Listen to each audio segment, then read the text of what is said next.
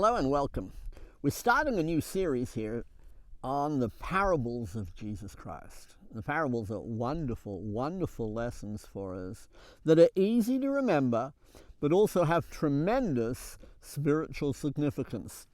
I like to think of parables as stories that are parallel.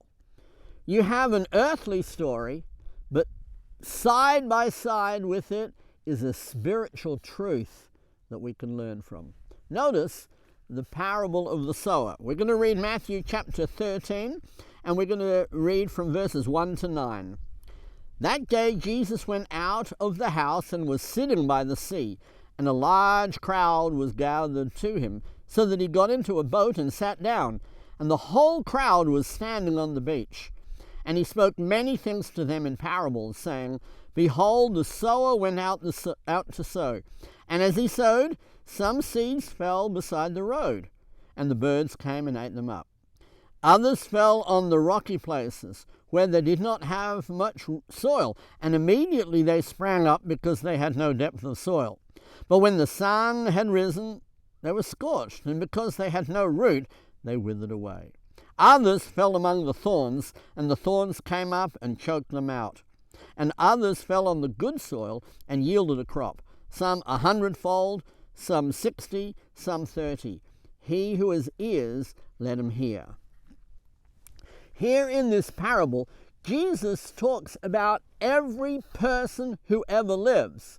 For the soil in this parable represents the human heart. There are 4 types of heart here. The first one is like the seed that fell on the roadway. This roadway was packed hard, and there was no way the seed could germinate in it. The seed represents the Word of God. There are many people who are just hard-hearted. They hear the Word of God and they dismiss it outright. They don't even think about it. The second is the seed that fell among the rocks. Now, in many fields and paddocks, there are a lot of rocks. And the seed goes in and germinates quickly because there's not much soil. But as soon as the sun comes up, it withers away.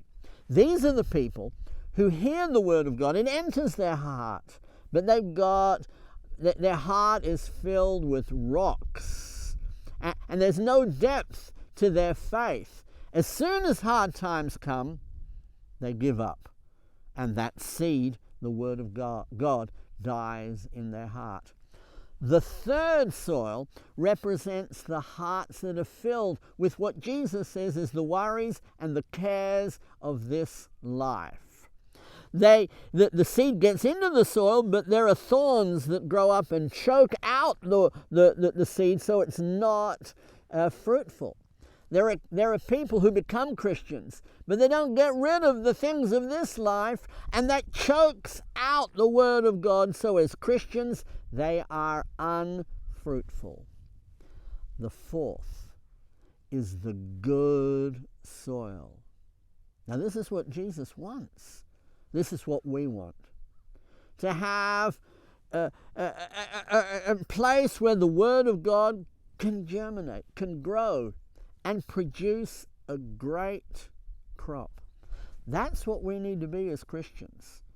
We need to ensure that we're not hard-hearted. We need to ensure that we've got a good and honest heart, accepting the Word of God for what it is and following the Word of God, because it is indeed from God, and God is worthy to be followed.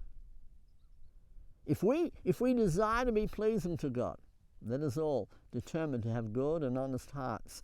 Read the Word of God. Let it grow in our heart and produce the fruits that it brings. Thank you so much for joining us, and we'll see you next time. Goodbye for now.